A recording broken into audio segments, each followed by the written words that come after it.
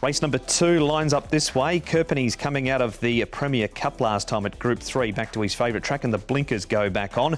Stoltz a last start winner, but carries £2 less for it. It was an extended rating Class 2. Pinghai Galaxy pulled up lame last time. WizKid, 4-time course and distance winner. Carroll Street's won 5 times over the 1,000 at Sha Tin, and Eason gets a good draw for his first try over the shorter course at Happy Valley.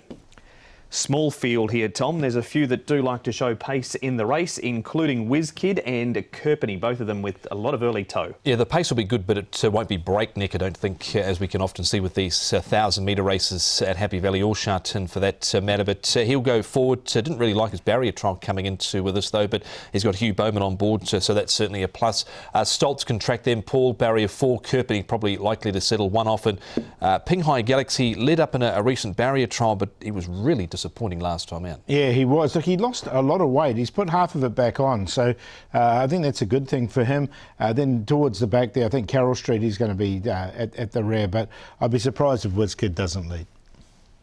That is the boys' thoughts on the speed map for this Class 2 1,000-metre race. More on Carroll Street now. Tom ventured out to Sha Tin earlier today to speak to his trainer, Douglas White. Douglas, Carroll Street returning to Happy Valley. How did you rate his run down the straight at Sha Tin last start? Yeah, I thought he ran with a lot of purpose. He probably got a touch further back. He was following the right horse, but didn't quite take him into the race at the right time, and I thought he hit the line strongly. How's his season been? Because he didn't start till sort of earlier this year. Has there been a few sort of issues with him sort of in the early part of the season? Not necessarily. He had a good break. He did a really good job last season, and he climbed up significantly in the handicaps.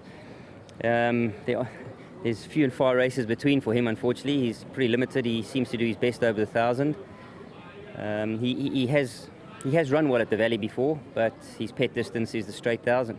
You mentioned the races are few and far between. Is that why you've got to go to Happy Valley, because that's where the latest opportunity presents itself? Absolutely. Obviously, there's no races at Sha Tin, and he's in no man's land as far as the rating goes, so he is a bit vulnerable and a very difficult horse to place.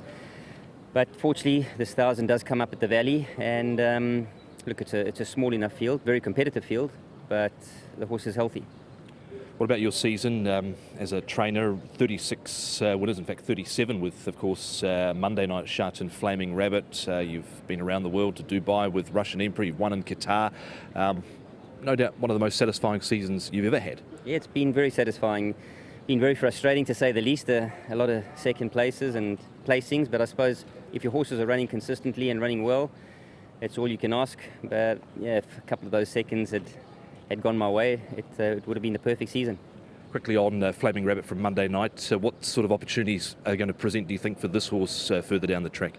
Well, he's done his job now. He's won the owners their bonus, and I think in a short space of time, he's really produced what I think is a top effort. He's given a good account of himself every time he stepped out.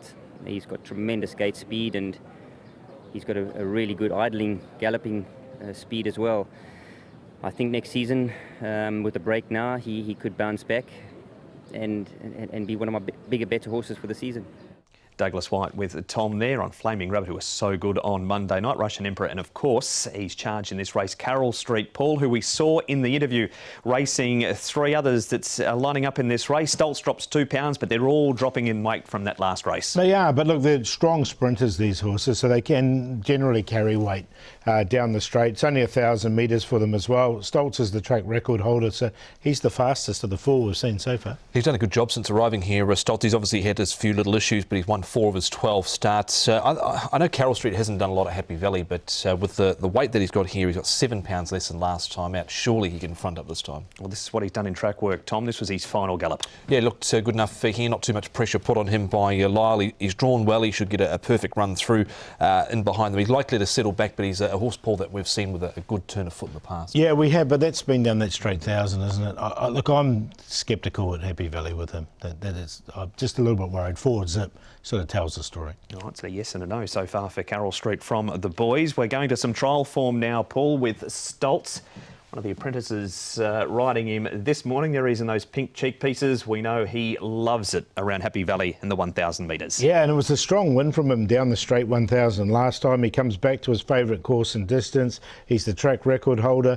I thought this trial was very good. He just did what he had to do. So, look, I think he's going to be tough to beat. The Francis Loy horses have all been in good form at Happy Valley this season. He's actually won behind Casper Fownes in the unofficial Happy Valley Trainers title, which no doubt he'll be trying to take off Casper, and Casper won't be wanting to lose it. Not at all. He's not the king of the valley for nothing, and this is Stoltz's record so far, Tom. Yeah, as I mentioned before, 4 wins from his 12 starts, a handful of second placings as well. He's only a 5-year-old. Seems like he's been around a lot longer, Paul, but he's only had limited starts here. He has, hasn't he? Had that little setback, and the horse just goes so well at Happy Valley. It really suits him. Pinghai Galaxy, Paul, his run last time was too bad to be true. There had to be something not right, and there was. He pulled up lame after the race. He's been back to the trials. He's had 2 of them. One he ran second behind Lorries, and this one he leads all of the way to score on the all-weather. Yeah, I thought it was a really good trial. Now, he lost 54 pounds before that last run, and then he pulled up lame afterwards. So there was something wrong with him. They've given him a bit of time. He's put 27 of those 54 back on. So I think that's a real positive for this horse. And he's certainly a horse that can pop up at Happy Valley from time to time. Of course, when he has won at Happy Valley, he's gone off at some big prices. Of course, when he won one of his earlier races there, he was off at around about 40-odd to 1. So he's a horse that has popped up bigger price. Even, in fact, one night he was 159 to 1. Yeah, he was too, and he's trialled extensively throughout the season. John likes to keep the legs ticking over. Now, this is this trial at Chung Fa. We're going to focus on WizKid, Tom. There he is down on the rail there. Kerpenny was in the trial too. He's raced since. We'll see his last start shortly.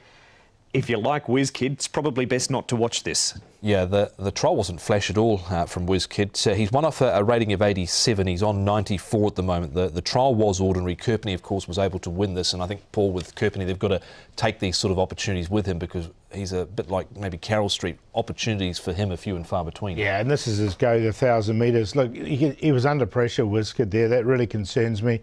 But it was a good trial from Kerpenny. He's come out and run over 1,400 metres. That doesn't suit him. It was the wrong trip, wasn't it? Back to 1,000 looks ideal for him now.